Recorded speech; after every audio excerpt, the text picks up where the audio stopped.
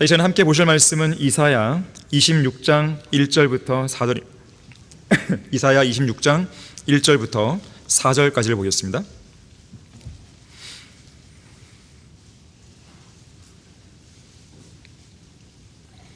역시 여기 나오는 이제 말씀들은 이제 교리적으로 이스라엘의 이제 회복이라든지 또 환란 시대에 유대인들이 하나님을 의뢰하는 부분이라든지 그와 연관되어 있어요. 하지만 우리는 이제 영적인 적용들을 통해서 영적인 교훈들을 얻고자 하는 것입니다. 자, 26장 1절에서 그날의 유다 땅에서 이 노래가 불려지리라. 우리에게 견고한 한 성읍이 있으니 하나님께서 구원으로 성벽들과 보루들을 세우시리로다. 너희는 성문들을 열어서 진리를 지키는 의로운 민족이 들어오게 하라. 주께서는 마음을 주께 의탁하는 사람을 완전한 화평 속에 지키시리니 이는 그 사람이 주를 의뢰함이니이다. 너희는 주를 영원히 의뢰하라. 이는 주 여호와 안에 영원한 힘이 있음이라. 자, 다같이 말씀을 위해 기도하겠습니다. 감사하신 아버지 하나님, 최상의 자리에 앉게 해주시고 영과 진리로 주님께 경배드리고 또 주님 앞에 다가설 수 있는 이 놀라운 특권을 허락해 주셔서 감사드립니다. 우리는 주님을 마음껏 찬양하고 마음껏 영광을 돌리고 또 마음껏 하나님의 말씀을 듣고 기뻐할 수 있는 것입니다. 저희들에게 바른 성경을 주셔서 감사합니다. 진리의 지식을 주셔서 감사합니다. 하나님을 잘 섬길 수 있는 최상의 교회로 저희를 인도해 주셔서 감사드립니다. 이 자리에 다시 한번 저희들은 겸허한 마음으로 또 갈급한 마음으로 또 간절한 마음으로 주님의 말씀을 듣기 원합니다. 저희들의 마음을 잘 준비시켜 주시고 마귀가 어떠한 형태든지 우리의 마음과 생각을 혼란스럽게 만들지 못하도록 막아주십시오. 말씀에 잘 집중케 해주십시오. 주 예수 그리스도 이름으로 기도했습니다. 아멘. 설교 제목은 마음의 화평을 잃었을 때라는 제목으로 설교하겠습니다. 마음의 화평을 잃었을 때. 그런 경우가 종종 많이 있죠. 이 유대인들 사회에서 주로 사용되는 인사말이 있는데 샬롬 알레켐이란 말이에요. 샬롬 알레켐. 당신에게 평강이 있기를, 그 말이에요. 저는 한때 대학교 다닐 때 한국 대학생 선교회 CCC에서 활동했던 적이 있습니다. 하루 일과 중에 대학교 캠퍼스에서 CCC에 속한 선배나 후배를 만나면 가장 먼저 서로 주고받는 인사말이 샬롬이었어요. 검지손가락 하나를 딱 축해서 들고 상대방을 향해서 샬롬 이렇게 인사를 했던 기억이 있습니다. 평안하라, 그 말인데요. 이런 인사법이 누가복음 10장 5절에서 유래했는데요. 한번 찾아보겠습니다. 누가복음 10장 3절에서 11절을 보겠습니다. 누가복음 10장 3절에서 11절을 보시면 당시 예수님께서는 이제 친히 임명하신 70명의 제자들을 출소할 일꾼들로 내보내시거든요. 그러면서 하시는 말씀인데요. 거기 10장 3절에서 길을 떠나라. 보라, 내가 너희를 보냄이 마치 어린 양들을 이리들 가운데로 보낸 것 같도다. 돈 주머니나 자루나 신도 지니지 말고 도중에 아무에게도 인사하지 말라. 그만큼 급박한 상황이라는 것이죠. 이 복음을 전하는 데 있어서. 또 너희가 어느 집에 들어가든지 먼저 이 집에 화평이 있으라고 말하라. 바로 여기 5절에 이 집에 화평이 있으라, 평안하라, 당신에게 평강이 있기를, 샬롬, 샬롬 엘 알레켐, 뭐 그런 말이에요. 이것을 인용해서 이제 샬롬이라는 인사말을 주고받은 거거든요. 근데 여러분들이 잘 알고 계셔야 됩니다. 여기서 나오는 이 집에 화평이 있으라, 이것은요 단순한 인사말이 아니에요. 뭐 평안히 지냈습니까? 안녕하십니까? 그 정도의 말이 아닙니다. 이거는 장차 이 땅에 세워질 천년 왕국에 관한 그 메시지를 전파하는 것과 연관된 인사말이에요. 단순한 인사말이 아닙니다. 이제 앞으로 왕국이 임할 것인데 그 왕국은 의와 화평으로 다스려지는 왕국인데 그 왕국을 준비하는 데 있어서 너가 메시아를 받아들이라고, 그런 메시지를 전파하는 가운데 바로 이 이야기를 하는 거예요. 메시아를 받아들이면 너희 집에는 화평이 있다고, 이렇게 얘기하는 거예요. 그래서 이것은 왕국 복음과 연관되어 있습니다. 교회 시대에 적용할 내용이 아니라는 거예요. 그래서 거기 6절 보시면 또 화평의 와들이 거기 있다면 너희 화평이 그 위에 머물 것이요 그렇지 않으면 그 화평은 너희에게로 되돌아가리라. 화평의 통치자이신 예수 그리스도를 메시아로 믿고 받아들였다면 그 집은 화평하게 되는 거예요. 결국 그 집은, 그 사람은 화평의 왕국, 천년 왕국으로 들어간다는 뜻입니다. 자, 그러한 메시지가 담겨 있는 인사말인 겁니다. 단순한 그냥 안녕하십니까? 잘 지냈습니까? 뭐 그런 정도의 인사말이 아니에요. 다시 말하자면 여기 나오는 누가복음 10장의 말씀들은 교리적으로 오늘날 우리가 사는 교회 시대에 적용되지 않는 거예요. 거기 계속 보시면요, 이어지는 7절, 누가복음 10장 7절 8절 계속 보시면, 그리고 그 집에 머물면서 그들이 주는 음식으로 먹고 마시고 하라. 이는 일꾼이 자기 삭슬 받는 것이 합당하기 때문이라. 이 집에서 저 집으로 옮겨 다니지 말라. 어느 성읍에 들어가든지 사람들이 너희를 영접하면 너희 앞에 차려놓은 음식을 먹으라 그랬어요. 그래서 이 CCC라고 하는 선교단체는요, 여기에 나오는 명령들을 교회 시대의 명령으로 간주한 나머지 문자 그대로 이 7절 8절을 그대로 수행합니다. 이제 여름방학이 되잖아요. 그래서 매년 여름방학이 되면요, 전국에 있는 CCC 대학생들이 모여요. 그리고 4박 5일 동안 수련회를 갖고, 수련회가 끝나면 대략 10명씩 팀을 구성해서요 2박 3일 코스로 사형리라고 하는 이 전도지를 들고 시골을 중심으로 소위 거지 순례 전도를 떠납니다. 왜 하필 이름을 거지 순례 전도를 했을까요? 이 사형리가 온전한 복음을 담고 있지 않은 반쪽짜리 복음인 것도 문제고, 거지 순례 전도 자체도 올바른 성경적 근거를 갖고 있지 못해요. 이들의 거지 순례 전도는 그 교리적 근거를 지금 읽은 누가복음 10장에 두고 있다는 것이죠. 하지만 앞서 이야기했듯이 이 내용은 교회 시대의 교리가 아니에요. 이거는 대환란 기간에 왕국 복음을 전파할 때 적용되는 내용들이거든요. 특히 거지 순례 전도를 떠나는 그 팀 안에는요, 거지 아빠가 있고 거지 엄마가 있습니다. 그래서 이 거지 아빠가 전체 인도를 하는 것이고, 거지 엄마는 그 팀원들의 돈을 싹 다 걷어요. 왜요? 여기 돈도 지지 말라 했잖아요. 돈 쓰면 안 되는 거예요. 돈 한 푼도 쓰면 안 됩니다. 돈을 쓰면 안 되니까 대중교통 이용할 수 없어요. 오직 걸어서만 이동합니다. 그러다가 마음씨 좋은 용달차 기사님 만나면 이 차량 화물칸 얻어 타서 이동하는 거예요. 그리고 목적지에 도착해서는 거지처럼 시골 농촌 구석구석을 걸어다니며 집집마다 방문해서 사형리를 전하는 것입니다. 그러다가 인심 좋은 할아버지 할머니를 만나면 옥수수나 수박, 심지어 시골 밥상을 대접받기도 해요. 이 시골 할아버지 할머니들은 인심도 인심이지만 요즘은 시골에서 청년들 잘 못 보잖아요.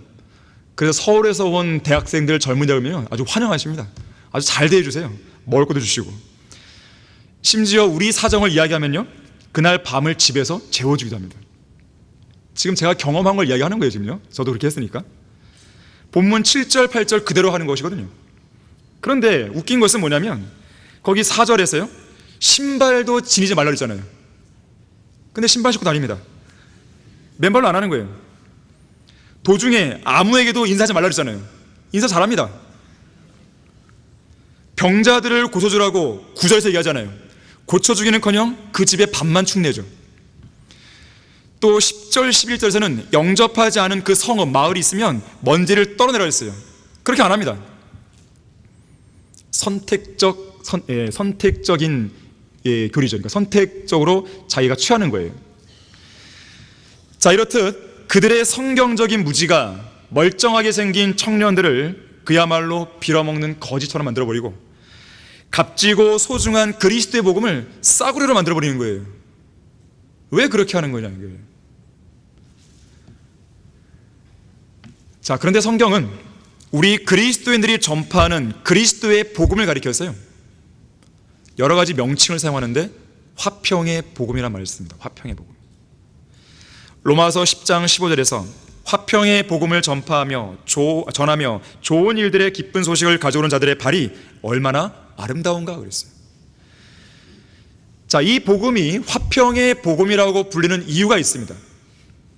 로마서 5장 1절에 따르면 우리가 믿음으로 의롭게 되었을 때에 우리 주 예수 그리스도를 통해서 하나님과 화평을 갖게 되었기 때문에 그래요. 그래서 화평의 복음이에요. 우리 죄인들이 하나님과 화평을 갖는 것이죠. 이 복음을 통해서.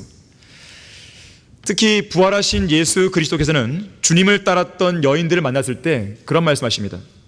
모두 평안하냐? 물으셨어요. 또한 유대인들을 두려워하여 집안의 문들을 잠가놓고 모여있는 제자들을 향해서는 너희에게 평강이 있으라 말씀하셨어요. 하나님은 화평의 하나님이시죠. 화평의 하나님께서는 혼란의 창시자가 아니라 화평의 창시자입니다. 구원받은 우리를 화평으로 부르셨어요. 그러면서 우리에게 화해하게 하는 직분을 맡기신 거죠. 그리스도의 대사로서 죄인들과 하나님 사이를 화해하게 하는 직분이에요. 뭘 통해서요? 화평의 복음을 통해서. 화평의 복음으로 하나님과 먼저 화평하게 된 우리가 아직 화평하지 못한 다른 사람을, 다른 죄인들을 주님과 화평하도록 만드는 그 임무를 갖게 된 것이죠. 자, 그래서 골로새서 3장 15절에서는 하나님의 화평이 너희 마음을 다스리게 하라, 이 명령도 주고 있어요. 하지만 우리 마음은 종종 화평이 깨질 때가 있죠. 마음속으로 밀려드는 근심과 걱정과 염려 때문에 엄청난 소용돌이가 우리 마음속에 일어날 때가 있죠. 하지만 예수님은 우리에게 이렇게 말씀하십니다. 내가 이런 일들을 너희에게 말한 것은 너희가 내 안에서 화평을 지니게 하려 함이라. 세상에서는 너희가 환난을 당할 것이나 기운을 내라. 내가 세상을 이겨노라. 요한복음 16장 33절 말씀이죠. 자, 마음속에 잃어버린 화평을 찾으려면 어떻게 됩니까? 첫 번째로 하나님의 말씀을 마음에 간직해야 돼요. 간직하려면 마음에 새기는 정도로 끝나면 안 되고 암송을 때로는 해야 되는 것이에요. 기억을 해야 되는 것이죠. 우리 다 같이 잠언 3장 1절과 2절 말씀을 보겠습니다.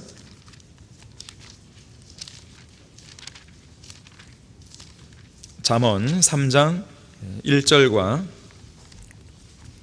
2절 말씀을 보시면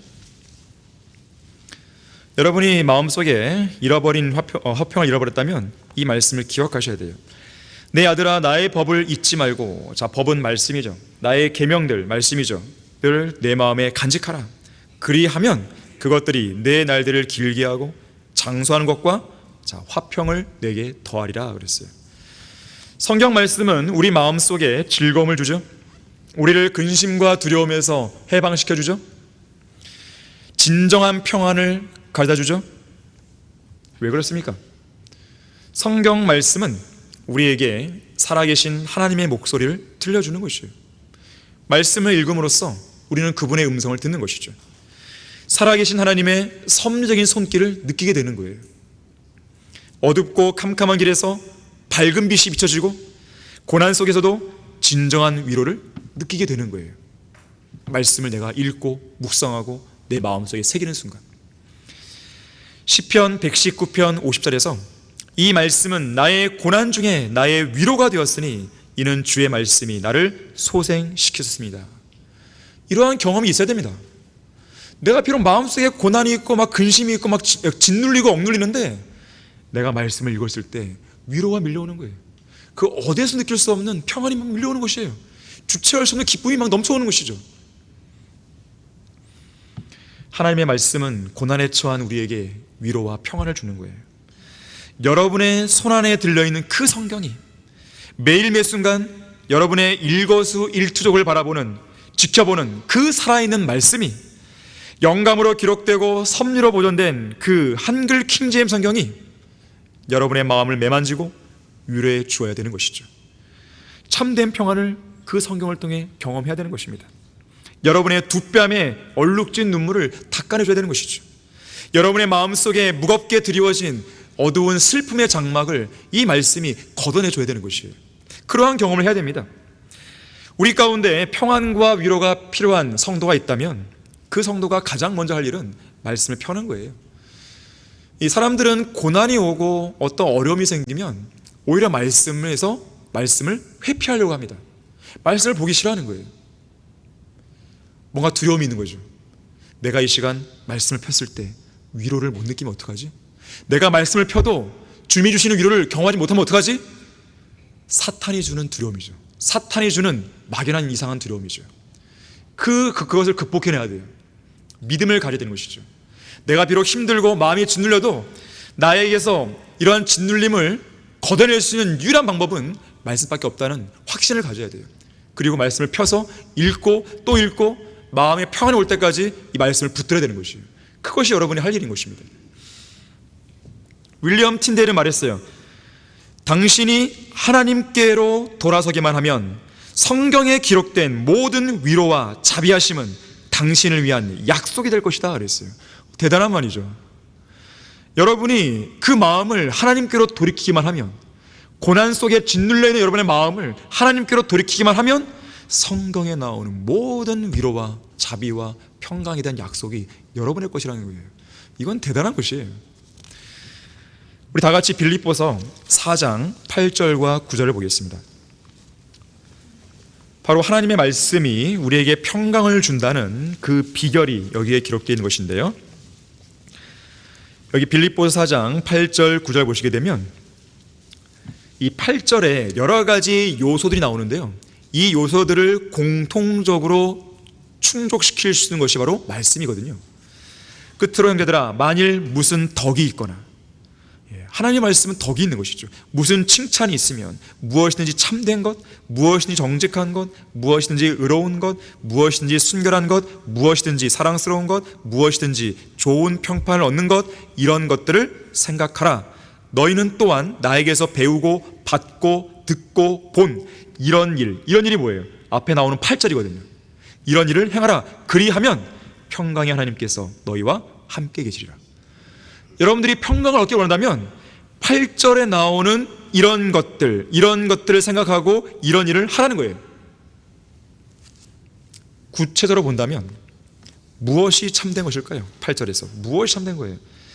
성경에서 여러분들이 참된 것을 다 찾아보십시오. 한번 로마서 3장 4절에 보게 되면 하나님은 참되시다 그랬어요. 하나님은 참되시나 사람은 모두 거짓말쟁이라. 그래서 우리가 거짓말쟁이들인 사람을 의존하지 않고 참되신 하나님을 의존하는 거예요. 또한 성경은 하나님의 은혜가 참되다 그랬어요. 하나님의 은혜가.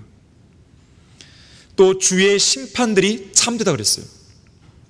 하늘에 있는 것들과 보이지 않는 영원한 것들이 참되다 그랬어요.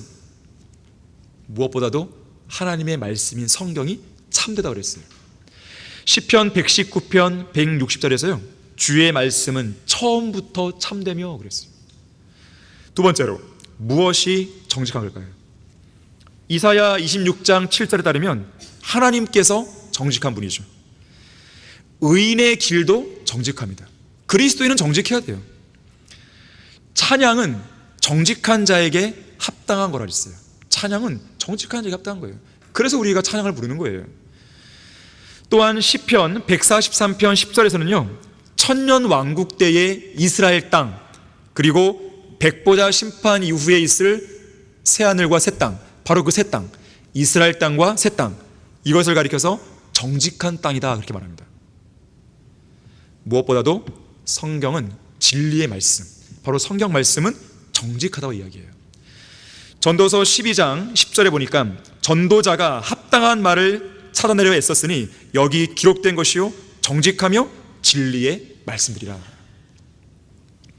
자, 세 번째로 무엇이 의로운 것입니까? 자, 성경은 주님의 길이 의롭다 그랬어요. 주님의 길은 의로운 길이에요. 주님의 심판도 의롭습니다. 주님의 왕국의 홀은 의로운 홀이에요. 의의 홀입니다. 또한 교회 시대에는요, 예수 그리스도를 믿음으로써 하나님의 의가 나타났죠.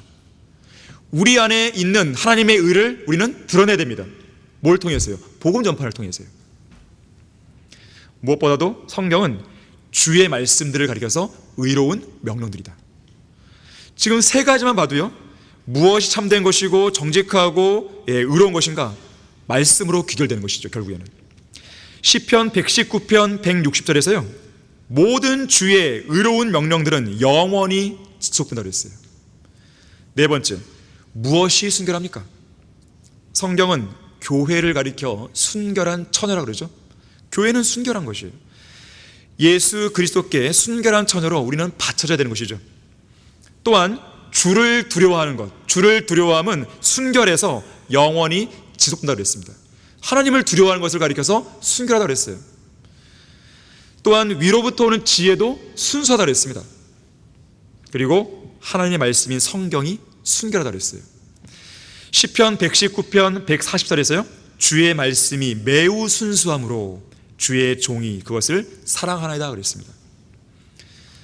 그 다음으로는요, 무엇이 사랑스러울까요? 솔로몬의 노래에서는요, 우리가 의뢰하는, 우리가 따르는 주님이 사랑스러운 분이라고 했습니다. 주님은 사랑스러운 분이에요. 또 시편에 보니까 주의 성막을 가리켜서 사랑스럽다 그랬습니다. 어찌 주의 성막이 사랑스러운지요? 그런 거예요. 또 고린도전서 13장에 보니까요, 13장은 사랑장 아니에요. 사랑장. 13장 4절에 보니까 사랑은 불의를 기뻐하지 않으며 진리를 기뻐한다고 그랬어요. 그래서 우리는 진리의 말씀을 사랑하는 것이죠. 하나님의 말씀은 사랑스러운 것이에요. 자, 마지막으로 무엇이 좋은 평판을 얻는 것일까요? 성경에 보게 되면 어떠한 것으로 좋은 평판을 얻으라, 이런 표현이 종종 나오거든요. 그중 한 가지가 바로 진리예요. 진리 그 자체로 좋은 평판을 얻으라. 히브리서 11장에서는 믿음을 통하여 좋은 평판을 얻으라 했어요. 믿음을 통해서. 그런데 요한 3서에서는 데메트리오라는 인물을 언급하면서요, 데메트리오는 진리 그 자체로 좋은 평판을 얻은 사람이라고 합니다. 자, 결국에 모든 귀결, 모든 결론은 말씀으로 연결되는 거예요. 자, 이런 것들을 생각하고 이런 일들을 행하면 평강의 하나님께서 함께 하시는 거예요. 즉, 하나님의 말씀에 여러분들이 젖어 있고 하나님의 말씀을 여러분들이 늘 생각하고 묵상하고 마음속에 간직하고 새기면 평강이 있다는 거예요. 그래서 시편 119편 165절에서 주의 법을 사랑하는 자들에게는 큰 평안이 있으니 그들에게 거칠 것이 아무것도 없다 그랬습니다. 자, 그래서 우리는 진리의 말씀에 인생의 모든 걸 걸어야 되는 거예요. 자, 마음속에 잃어버린 화평을 찾으려면 어떻게 됩니까? 두 번째로 예수 그리스도의 피를 의존해야 돼요. 골로새서 1장 20절에서요, 그의 십자가의 보혈을 통하여 화평을 이루고 땅에 있는 것이나 하늘에 있는 것이나 그에 의하여 모든 것이 자신과 화해하게 하시려는 것이라 그랬습니다. 자, 십자가의 보혈을 통해 화평을 이루는 거예요. 여기서 말하는 화평은 기본적으로 하나님과의 화평이죠. 하나님과 원수된 관계였던 우리가 하나님과 화목하게 되고 화평하게 됩니다. 화해하게 되는 거예요. 더 나아가서는요, 우리 마음속에 화평을 주는 거예요. 더 나아가서는요, 화평의 통치자이신 예수 그리스도의 재림을 우리는 기다리는 것이죠. 그래서 우리 그리스도인들에게는요, 세 가지 화평이 있는 거예요. 첫 번째는 우리가 구원받을 때 하나님과의 화평입니다. 두 번째는 우리의 마음속에서 이루어지는 화평이죠. 세 번째는 장차 예수 그리스도를 통해서 이 땅에 이루어지는 화평의 왕국이죠. 이 세 가지 화평이 우리에게는 있는 거예요. 자, 지금 우리가 살펴보고 있는 이 화평은 마음속에 이루어지는 그 화평에 대해 말하고 있는 것이죠. 자, 지옥의 불길 가운데서 영원히 고통받을 수밖에 없었던 죄인들은 십자가의 보혈을 통해 화평을 누리게 되었습니다. 그래서 우리가 죽음을 두려워하지 않는 거예요. 그래서 우리가 백불화 심판을 두려워하지 않는 거예요.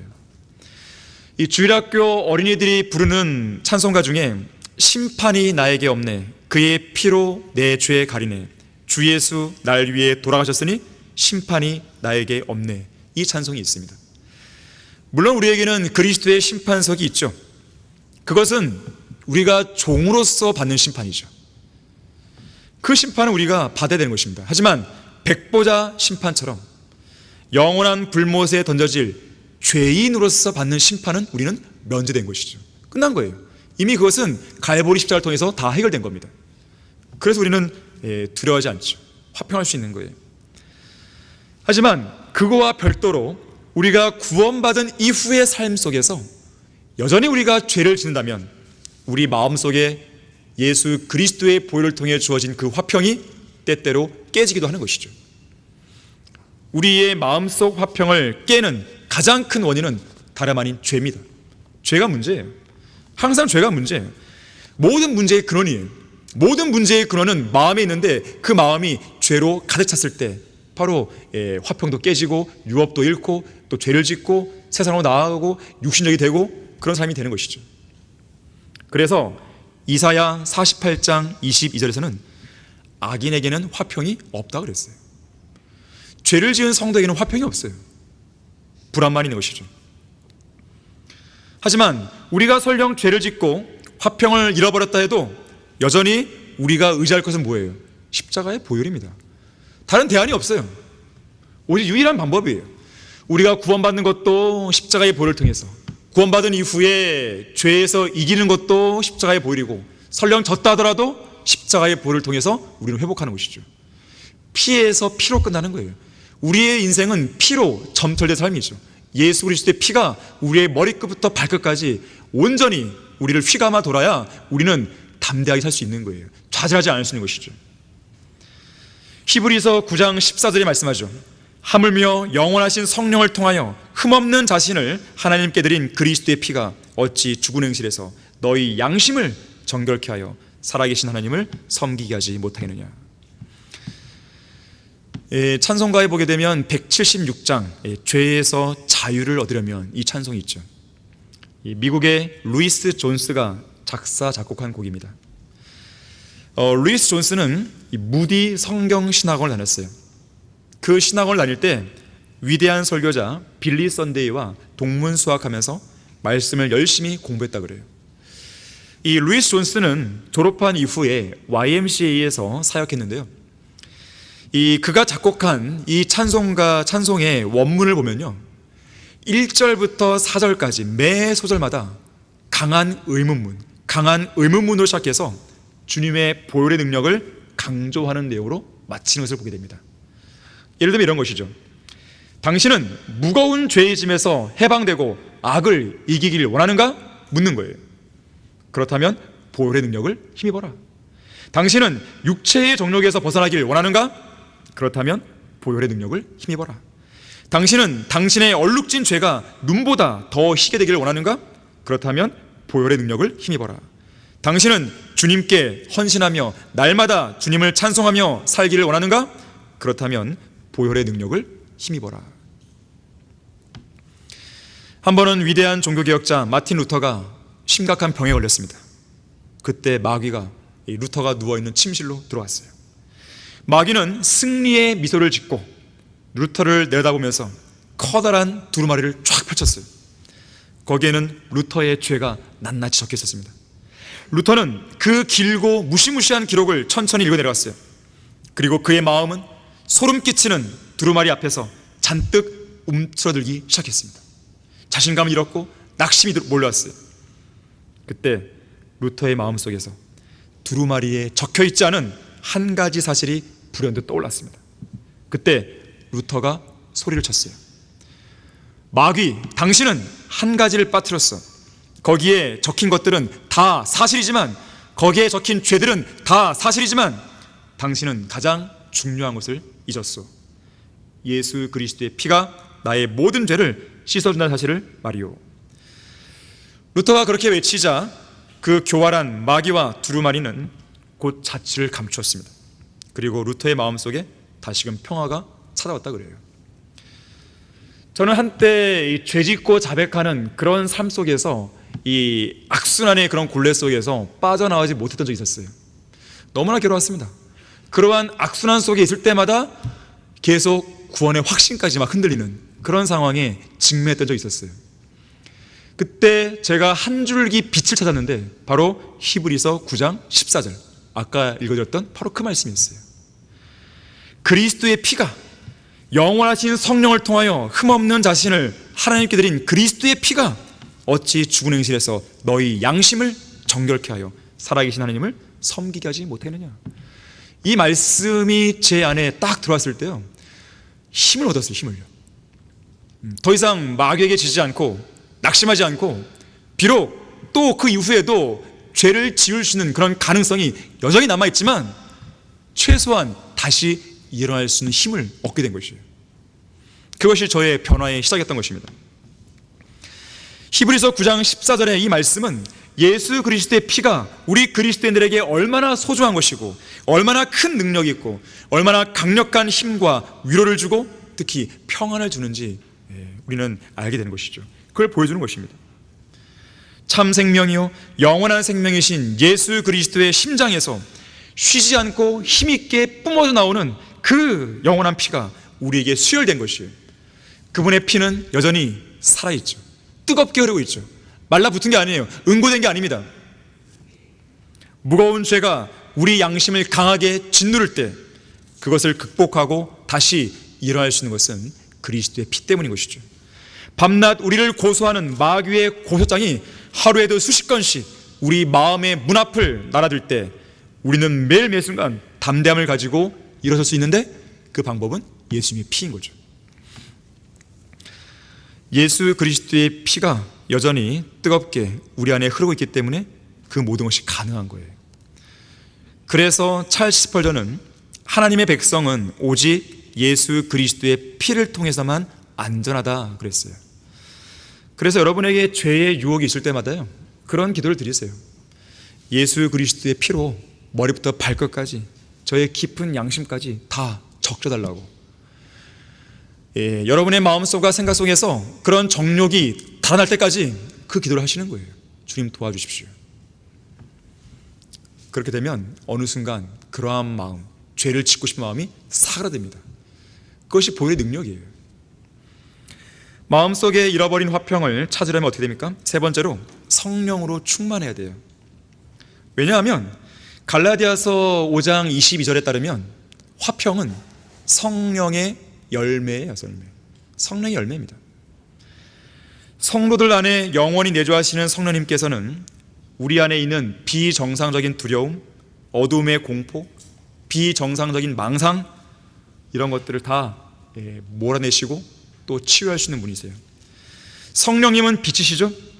그래서 우리 안에 있는 어둠을 몰아내십니다. 성령님은 옛사람의 내부, 곧 속사람 안에 위치해 계시면서 우리의 마음속 내부를 비추시는 거예요. 그리고 어두운 부분이 있으면 빛을 가져다 주시는 것이죠. 하나님께서 우리에게 주신 것은 두려워하는 영이 아니라 능력과 사랑과 건전한 생각의 영이라고 그랬어요. 성령님은 불면증도 치료해 주십니다. 말씀과 기도를 통해 성령님과의 교제에 힘쓰다 보면 잠도 잘 오는 거예요. 시편 127편 2절에서 하나님께서는 그분께서 사랑하시는 자에게 뭘 주세요? 잠을 주세요. 외로움도 치유해 주십니다. 그래서 우리는 성령님과의 친밀한 관계를 발전시켜야 돼요. 오늘날 사람들은 이 외로움을 달래기 위해서 반려견을 키우죠. 반려견을 키우기 앞서서 기도를 하시는 거예요. 주님과 교제를 하시는 것이죠. 성령님께서 우리 안에 계시고 동시에 우리는 성령님 안에 있음을 항상 인식해야 됩니다. 또한 성령님께서는 상한 마음을 치유해 주십니다. 우리의 공허한 마음을 채워주시는 분이에요. 우리는 때때로 우리 마음속을 채우고 했던 어떤 부분이 상실감을 느껴갖고 그것을 잃어버릴 때가 있어요. 근데 그 부분을 주님만이 채워주시는 것이죠. 그것이 가능하기 때문에 그리스도인들은 자신에게 주어진 고통을 때때로 오랜 시간 인내하며 버티는 것이에요. 주님의 도우심이 없다면요, 주님의 위로가 없다면, 성령 하나님이 주시는 평안이 없다면 우리는 고난이 왔을 때 금방 좌절할 것입니다. 성령님께서는 병원 침상에 누워있는 우리가 비록 외롭고 쓸쓸한 순간이라 할지라도 그 숱한 날들을 보낼 수 있는 힘을 주시고, 특히나 공산주의 시대에 러시아와 중국의 강제 수용소에서 가장 고통스러운 고문도 인내하게 하시는 거예요. 중세 암흑시대의 순교자들이 어떻게 그걸 견뎌냈을까요? 그거는 인간적인 힘으로는 불가능한 일입니다. 그 안에 계신 성령 하나님께서 가능하게 해주신 것이죠. 리차드 움브란트도 마찬가지예요. 성령의 능력으로 3년간의 독방 생활을 견뎌냈고 그리스도인의 마음과 탁월한 유머를 간직한 채 나왔다 그래요. 우리는 성령 하나님의 품 안에 안겨서 평안히 쉬셔야 돼요. 마치 어린아이가 엄마 품에 다 고요히 평안히 안겨있듯이. 어떤 사람이 뉴욕을 방문했다가 집으로 돌아올 때 이 섬뜩한 경험을 한 적이 있습니다. 비행기를 타고 돌아오는데 이 폭우를 동반한 엄청난 천둥과 번개가 쏟아진 것이에요. 여러분 그런 경험한 적 있는지 모르겠습니다. 저도 한 번 이 일본에 간 적이 있었는데 마침 가는데 비행기가 막 흔들리는 거예요. 이 비행기가 좌우로 흔들리는 건 크게 별로 느낌 별로 없어요. 근데 이게 상하로 이게 요동을 치면요, 이건 뭐 진짜 말로 표현할 수가 없는 거예요. 이건요. 막 그런 순간이 막 있었거든요. 막 사람들이 막 그 안에 사람들이 막 놀래갖고요. 그 당시에 저는 평안했어요. 예수 그리스도를 믿고 구원받았기 때문에 그런 평안함이 그냥 밀려오는 것이거든요. 그것이. 그 경험을 이 사람이 한 거예요. 근데 이 사람은 구원받지 않았기 때문에 불안했습니다. 근데 어른인데 불안해한다고 보일 수는 없잖아요. 근데 마침 그 사람 옆자리에 보니까 젊은 엄마가 앉아 있었고 그녀는 어린 아들을 무릎에 안고 있었습니다. 그런데 흥미로웠던 모습은 뭐냐면 이 어린아이의 모습이었어요. 이 아이는 이런 상황을 전혀 무서워하지 않고 오히려 엄마와 즐거운 시간을 보내기 바빴습니다. 엄마와 함께 장난을 치는가 하면 비행기가 난기류를 만나서 심하게 요동칠 때도 오히려 재미있다고 웃은 것이죠. 그리고 더욱 놀라웠던 것은 폭풍으로 비행기 기체가 심하게 요동치던 그 시각에 엄마의 가슴이 안겨 평안히 잠들기도 했다는 거예요. 그 비행기에 탔던 어린아이가 심한 폭풍우 속에서도 엄마의 품에 안겨 잠을 잤는데 이 아이가 이 엄마의 품에 안겨 잠을 자기 위해서 무슨 어떤 자격이 필요했던 건가요? 너는 자격이 안 되니까 내 품에 못 안겨, 그렇지 않잖아요. 혹은 전날에 자기가 했던 나쁜 짓들을 용서받아야만 엄마의 품에 잠들 수 있나요? 그렇지 않잖아요. 또는 엄마에게 엄마는 왜 이렇게 아름다워요? 왜 이렇게 예뻐요? 이런 아부를 떨어야 그 품에 안길 수 있나요? 그것도 아니잖아요. 그저 엄마와 함께 있다가 졸리면 그냥 자는 거죠. 그냥. 이것이 바로 평안이에요. 우리 찬송가 424장 날마다 이 찬송에도요, 그 3절 가사에 그렇게 쓰여 있는 거예요. 날마다 주님 내 곁에 계셔 은혜로 날 감싸주시네. 주님 앞에 모든 짐 맡길 때 힘 주시네. 위로 주시네. 나를 그의 품에 안으시고 항상 평안함을 주시네. 내가 살아 숨을 쉬는 동안 돌보신다고 약속하셨네. 언젠가 한 어린아이가 천둥이 치자 무서워 떨었습니다. 그때 엄마가 얘야 너는 구원받았니? 물었어요. 아이는 내 엄마라고 대답했습니다. 그래서 엄마는 그러면 저 천둥은 내 아버지 하나님의 목소리란다, 그렇게 말하며 아이를 안심시켰어요. 그랬더니 또다시 천둥이 쳤어요. 이번에는 아이가요 두려워 떨지 않고 창문을 바라보면서 아빠 더 세게 해주세요 이랬다는 거예요. 이러한 화평을 우리는 누릴 수 있다는 거예요. 이러한 화평을. 마음속에 잃어버린 화평을 찾으려면 어떻게 됩니까? 마지막 네 번째로 화평의 창시자이신 하나님께 기도로 모든 걸 맡기는 것이죠. 오늘 설교 본문 3절과 4절에 보니까요, 주께서는 마음을 주께 의탁하는 사람을 완전한 화평 속에 지키시리니 이는 그 사람이 주를 의뢰함이니라. 너희는 주를 영원히 의뢰하라. 이는 주 여호와 안에 영원한 힘이 있음이라 그랬어요. 우리가 잘 알고 있는 빌립보서 4장 6절과 7절도 아무것도 염려하지 말고 다만 모든 일에 기도와 간구로 너희의 구하는 것들을 감사함으로 하나님께 알려지게 하라 그랬어요. 여러분이 구하는 것들을 하나님께 감사함으로 알려지게 하는 거예요. 그게 기도란 말이죠. 그렇게 하면 모든 지각을 초월하시는 하나님의 평강이 그리스도 예수 안에서 우리의 마음과 생각을 지킨다 그랬어요. 이 말씀은요, 기도 응답에 관한 약속 이상의 것입니다. 너희들이 감사함으로 하나님께 알려지게 하면 기도에 응답해 줄게, 이렇게 말한 게 아니에요. 기도의 응답 여부와 관계없이 모든 지각을 초월하는 하나님의 평강이 너희와 함께 할 거야. 너희의 마음과 생각을 지킬 거야. 이 약속을 주신 거예요. 기도 응답의 여부와 관계없이, 그것이 응답되었든 응답이 안 되었든 관계없이 나의 마음은 평안으로 가득 찰 수 있다는 보장을 주셨단 말이에요. 이사야 41장 10절도 너는 두려워 말라. 내가 너와 함께함이라. 놀라지 말라. 내가 네 하나님임이라. 내가 너를 강건하게 하리라. 정녕 내가 너를 도우리라. 정녕 내가 내 의의 오른손으로 너를 높이라 그랬어요. 주님 안에서 쉬는 사람은 초조해하거나 두려워하지 않습니다. 여유가 있는 것이죠. 그리스도인은 언제 어디서나 주님 안에서 쉬는 법을 배워야 돼요. 그중 하나가 바로 기도하는 거예요. 마음을 주님께 의탁하는 것이죠. 주님, 저는 두렵습니다. 걱정이 됩니다. 하지만 성경 말씀대로 이 걱정되는 이 마음을 주님께 의탁하겠습니다.